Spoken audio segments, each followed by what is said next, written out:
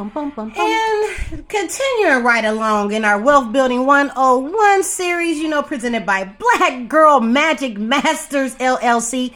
You already know we're trying to save the world. But anyway, this is our What's Financial Literacy series, and we are attacking wealth building strategies. All right, so let's continue right along. This is part 2. Now listen, here's a fun fact.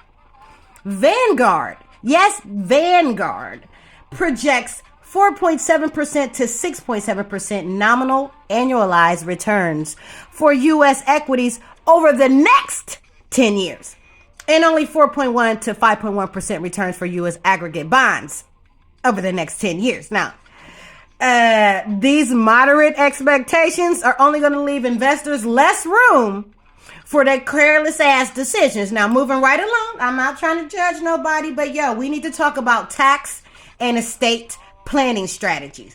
So listen, your tax efficient investing will be a key part of this effort. I am just going to tell y'all right now. It involves you paying attention to where you're going to hold your motherfucking assets.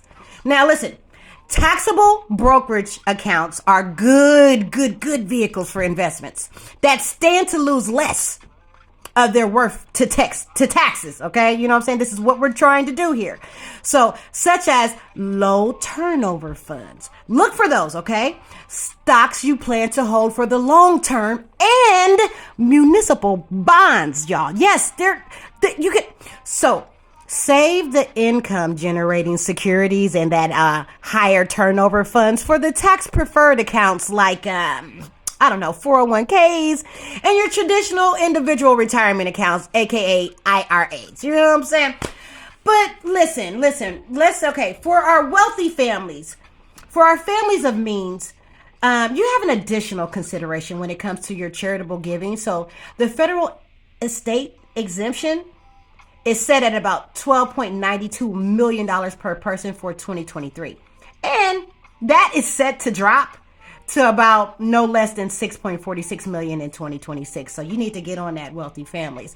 Now, for my ordinary families, when it comes to income, make sure you're only taking what's necessary out of your, your whatever, to cover your expenses or to meet the Internal Revenue Service's required minimum on withdrawals from your IRAs. Please do that, because the best way to save on taxes is to not generate income that you don't need, says Tim Steffen, Director of Tax and Planning at the Baird in Milwaukee. But we got to move right along to part 3. We're going to have to continue this on in the next video. Thank y'all for staying so far. You already know, you sexy, sapio, sexy.